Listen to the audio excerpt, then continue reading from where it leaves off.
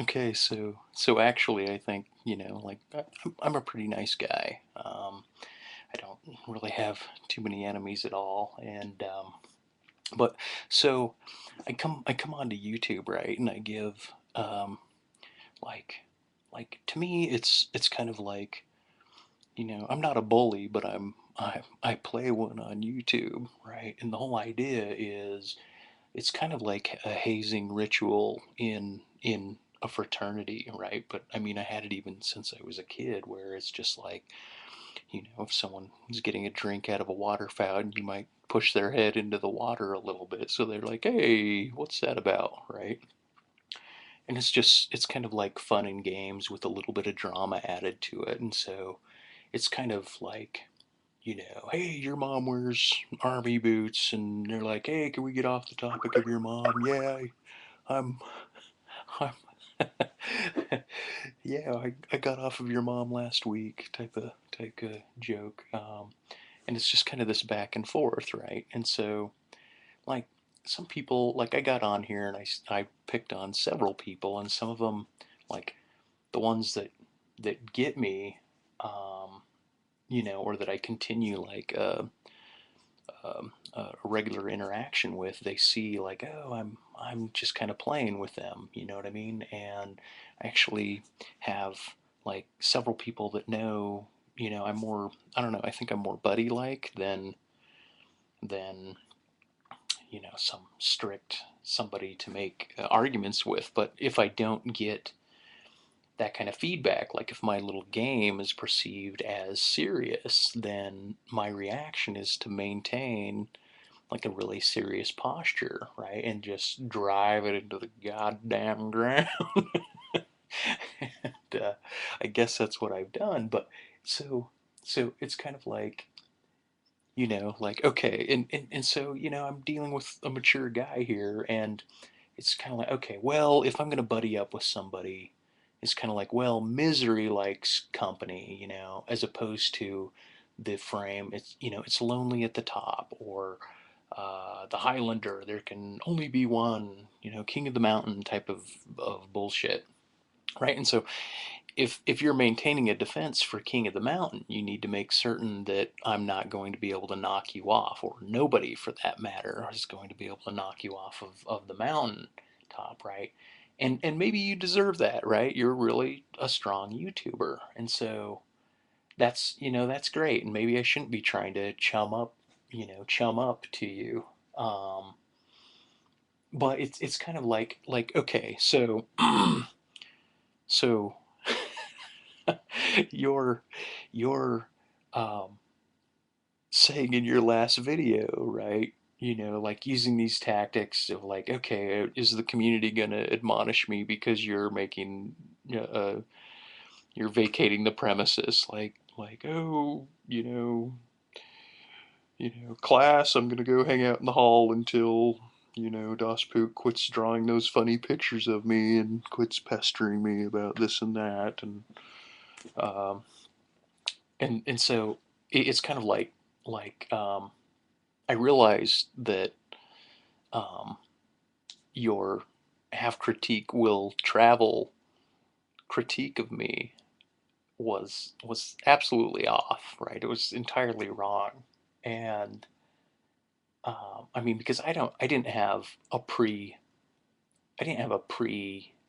prepared critique of you that I was waiting for you to somehow fulfill the elements for, so that I could critique you. I was listening to you, and I just happened to, pull these attributes out.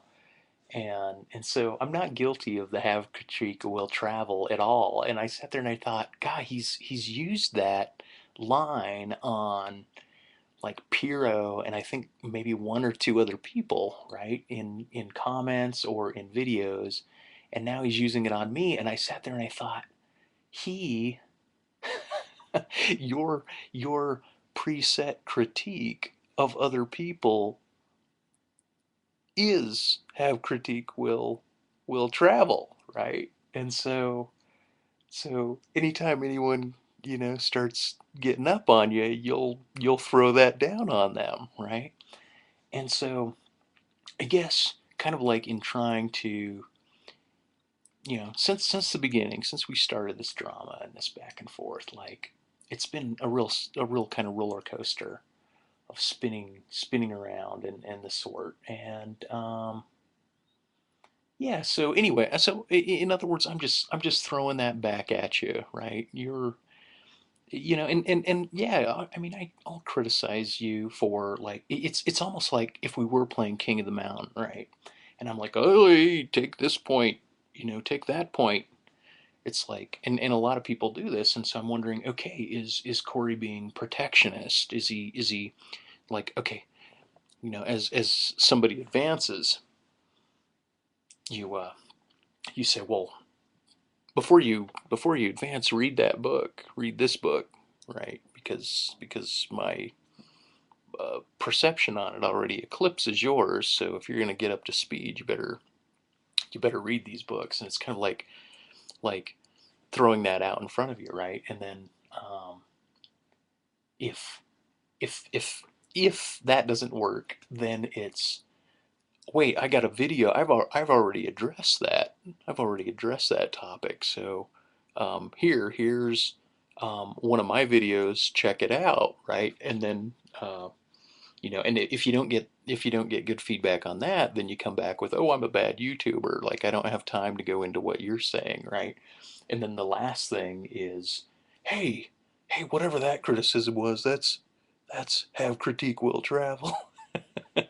And so I'm sitting there going, God, it's like it's really hard to get Corey away from the kind of defensive, protective King of the Mountain thing, right? And maybe I shouldn't be trying to exacerbate it, right? But it's uh, and it's I don't know. It's really weird privatizing videos.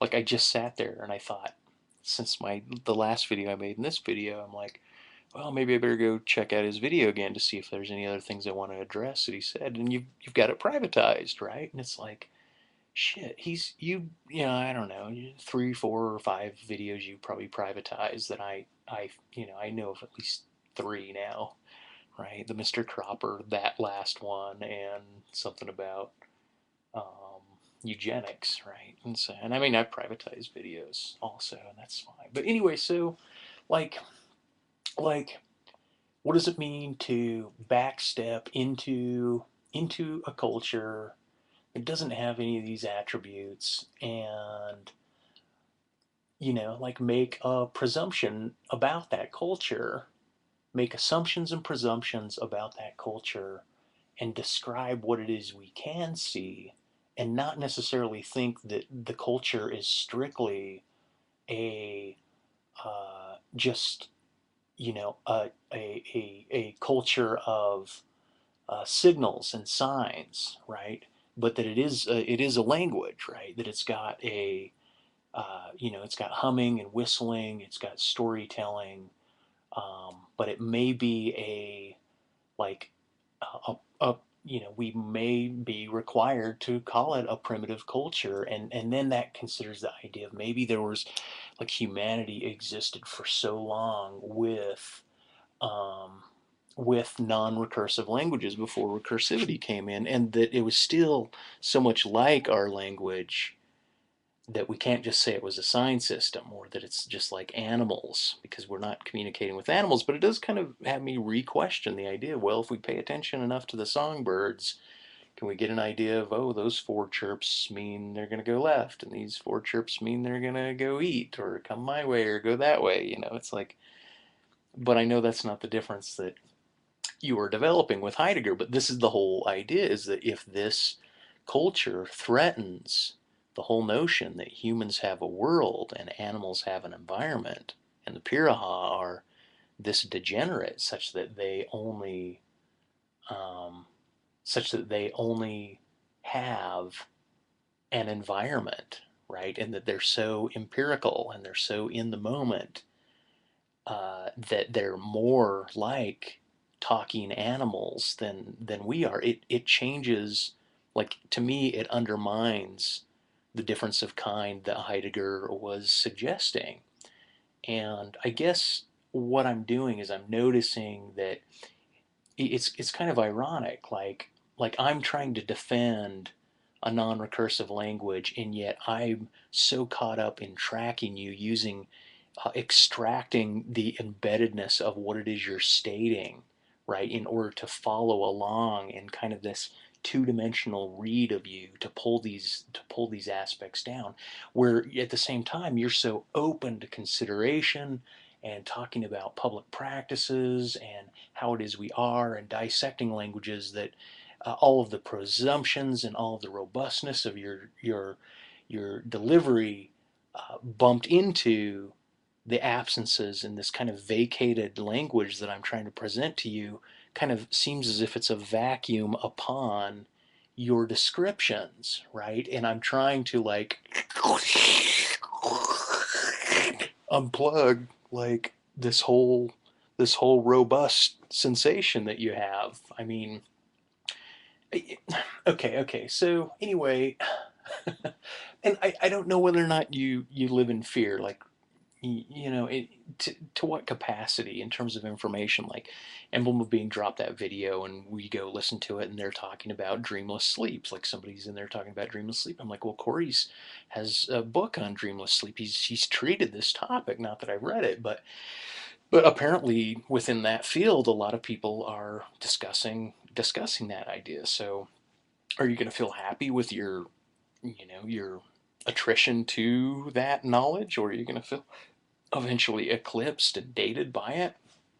Is the dance of life as you've put forward really, what it's all about? I mean, a lot of people, like, what would it be like for you, hypothetically, Corey, if you uh, cut your hair, shaved your eyebrows, you went up and you said some things or did some things to entirely annihilate your job, right, and your position, and then you did everything you could to file for a divorce and start dismantling your life systematically, right, in order to put you in a lowlier state, right? What would that mean to function against one's own best interest, right? Now, that was a question that I took so personally growing up because I was ostracized from the Mormon religion locally, right? I was ostracized from it, and I felt like I was moving in kind of a retrograde process. Okay, and so um, and then I took it seriously, and then I read William Burroughs, right, and he's like, "Oh, it's the old army gag from here to eternity. Get there firstest with the brownest nose," right, and that to me was this notion of, wow, he's criticizing what it means to shoot for the stars and never give up, and go after your dream, and success and conquer and become, and all the stuff that is, that's pro-American, pro-advancement, pro-becoming. He's going against it, and Charles Bukowski's just like, man, I'm just going to get shitty in this bar and drink myself silly, and both of them are writers, right? So what happens if you just dismantled your life and became a writer? The only thing you maintain is your writing. I wonder what kind of man you would be. Well, anyway,